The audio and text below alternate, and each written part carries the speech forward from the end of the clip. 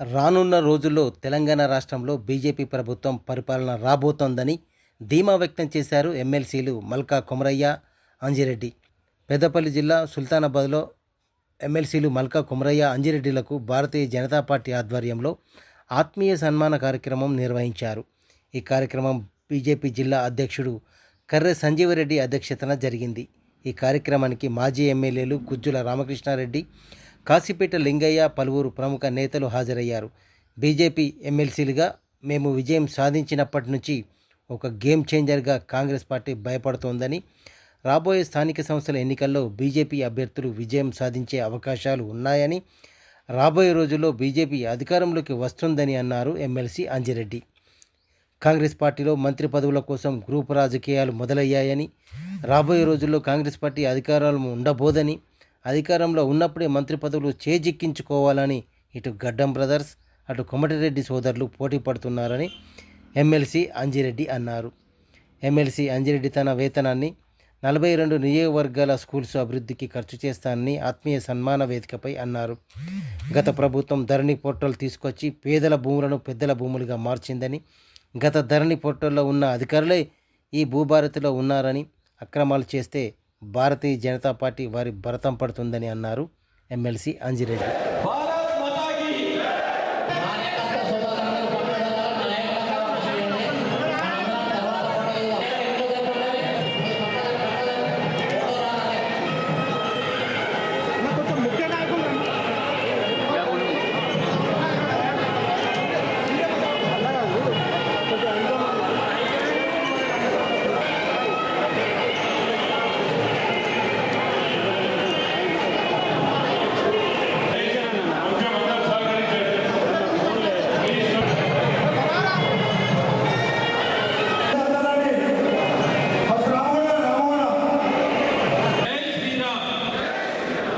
మనందరం కలిసి cooperation, coordination, effective work చేస్తే నెక్స్ట్ ఎలక్షన్స్లో గ్రామ పంచాయతీ కానీ, జిల్లా పరిషత్ కానీ, మండలి కానీ, నెక్స్ట్ వచ్చే జనరల్ ఎలక్షన్స్లో బీజేపీ పార్టీ తెలంగాణలో గెలవబోతుంది.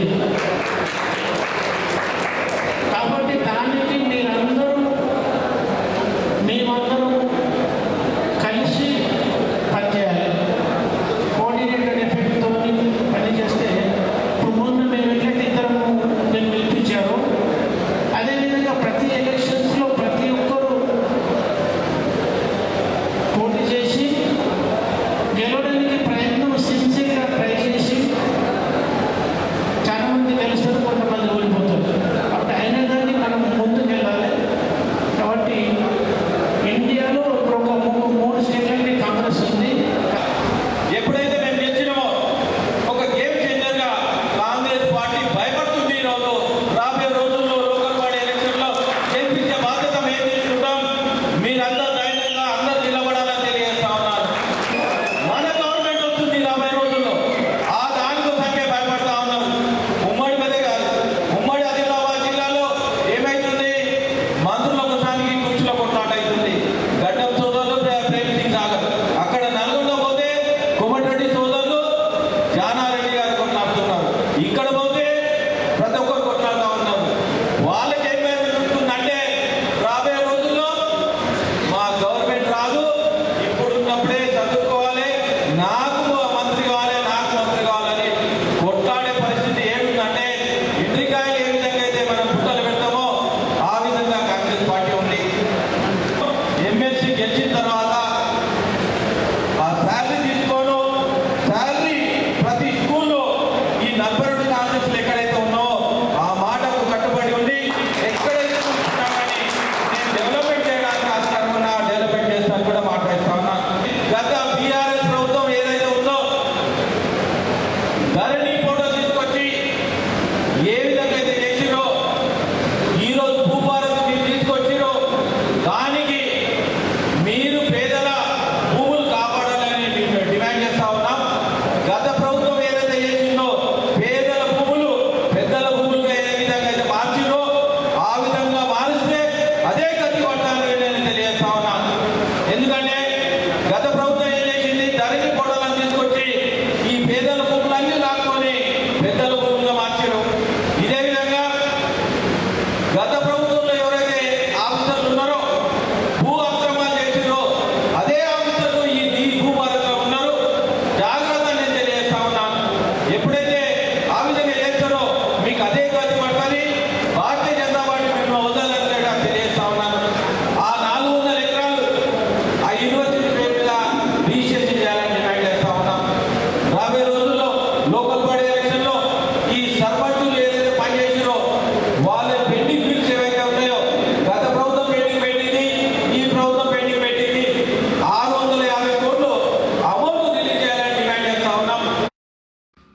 గత ప్రభుత్వంలో లాగా తరుగు పేరిట ధాన్యం కటింగ్ చేయబోమన్నారు పెద్దపల్లి ఎమ్మెల్యే చింతకుంట విజయరమణరావు. పెద్దపల్లి జిల్లా సుల్తానాబాద్లోని వ్యవసాయ మార్కెట్ అలాగే సుగ్లంపల్లిలోని ప్రాథమిక సహకార సంఘం ఆధ్వర్యంలో ఏర్పాటు చేసిన వరి ధాన్యం కొనుగోలు కేంద్రాన్ని ఎమ్మెల్యే విజయరమణరావు ప్రారంభించారు. ధాన్యం కొనుగోలు చేసిన 48 గంటల్లోనే రైతుల ఖాతాల్లో డబ్బులు జమ చేస్తామన్నారు. సన్నవడ్లకు కూడా ఈ సీజన్లో క్వింటాకు 500 రూపాయలు బోనస్ ఇస్తామన్నారు. ప్రభుత్వం ఏర్పాటు చేసిన వరిధాన్యం కొనుగోలు కేంద్రాల్లోనే తమ ధాన్యాన్ని అమ్ముకోవాలని ఎమ్మెల్యే సూచించారు. అంతకుముందు society chairman Srigiri Srinivas, CEO Buragu Santosh Kumar ఎమ్మెల్యేకు పుష్పగుచ్చం అందజేసి శాల్వాతో సన్మానించారు. స్వాగతం. ప్రత్యేక చొరవతోటి మనం ఈ పట్టాదారు పాస్ పుస్తకం, బ్యాంక్ పుస్తకం ఇచ్చినట్లయితే తీసుకున్న బాధలు కావచ్చు, తీసుకునే రిటర్న్ చేయాలి. అట్లాంటివి కూడా సుల్తానాబాద్ మహేంద్ర గారు తమ్ముడు మన ప్రభుత్వం ఇలా సన్న బియ్యం పంపిణీ కార్యక్రమాన్ని కూడా మన రైతులు పండించిన పంటే ఇవాళ ఇస్తా ఉన్నాం.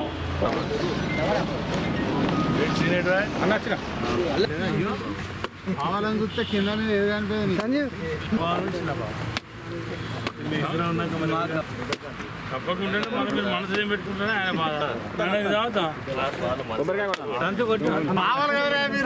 మేము పడుతుంది నువ్వు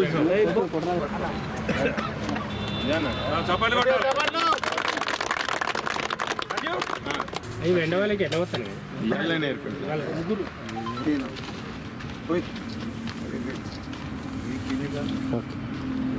నువ్వే 41 జోకాలి, 650 సంచి, 350. తెలంగాణ రాష్ట్రం మొత్తంలో 1234 కోట్ల బోనస్ రైతులకు అయితే ఒక్క పెద్దపల్లి నియోజకవర్గంలోనే 59 కోట్ల 62 లక్షల బోనస్ పడ్డాయి.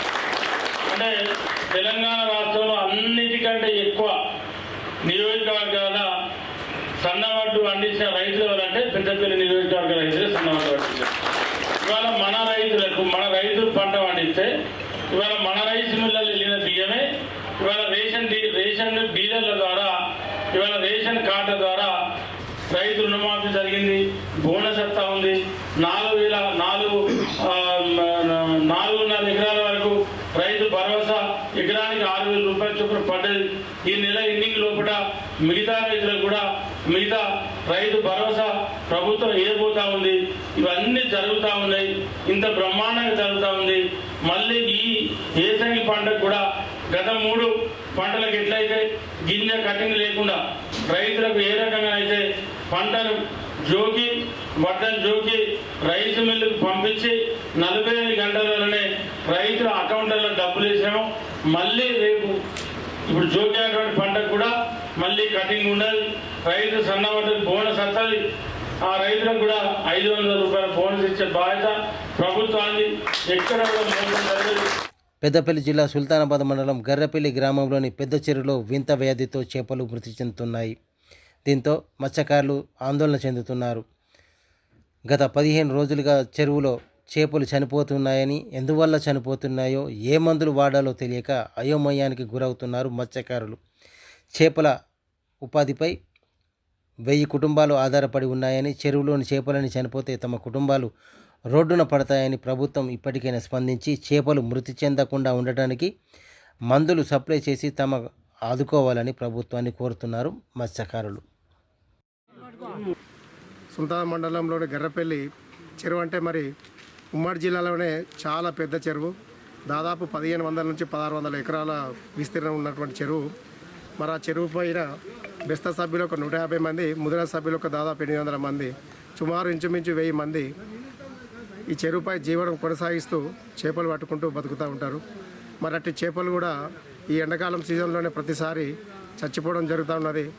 కాబట్టి అట్టి చేపలకు ప్రభుత్వం ఒక మంచి ఉదాహరణ ఆలోచించి వాటికి కూడా మందులు సప్లై చేసి, ఫ్రీగా మందులు సప్లై చేసి అట్టి చెరువులపై మందులు పోయాలని చెప్పేసి మా జీవనోపాధిని రక్షించాలని చెప్పి కోరుతా ఉన్నాం. హార్వెస్టర్ ఆటోను ఢీకొట్టడంతో ఓ మహిళ చనిపోయింది. పెద్దపల్లి జిల్లా కాల్వశ్రీరాంపూర్ మండలంలోని మొట్లపల్లి గ్రామానికి చెందిన దాసరి కనకమ్మ అనే మహిళా కూలి జయశంకర్ భూపాలపల్లి జిల్లా టేకుమట్ల మండలం బోర్నపల్లి బూరన్నపల్లిలో హార్వెస్టర్ ఆటోను ఢీకొట్టడంతో స్పాట్లోనే మృతి చెందింది. మరో కూలీ వసంతకు కాలు విరిగింది. మొట్లపల్లి నుండి మహిళా కూలీలు వెంకట్రావుపల్లెకు వ్యవసాయ పనులకు ఆటోలో వెళ్తుండగా కూలీల ఆటో ముందు హార్వెస్టర్ వెళ్తుండగా వెంకట్రావుపల్లి శివారులో ఆర్టీసీ బస్సు ఎదురుగా రావడంతో గమనించకుండా హార్వెస్టర్ను వెనక్కి తీస్తున్న క్రమంలో ఈ ప్రమాదం జరిగింది. ఈ ప్రమాదంలో కనకమ్మ స్పాట్లోనే మృతి చెందగా రాగుల వసంతకు కాలు విరగగా మహిళను చిట్యాల ప్రభుత్వ ఆసుపత్రికి తరలించారు. సంఘటన స్థలాన్ని మొట్లపల్లి మాజీ సర్పంచ్ తులా మనోహర్ రావు, కిష్టంపేట మాజీ సర్పంచ్ కాసర్ల తిరుపతి రెడ్డి పరామర్శించి సంఘటన వివరాలను తెలుసుకున్నారు.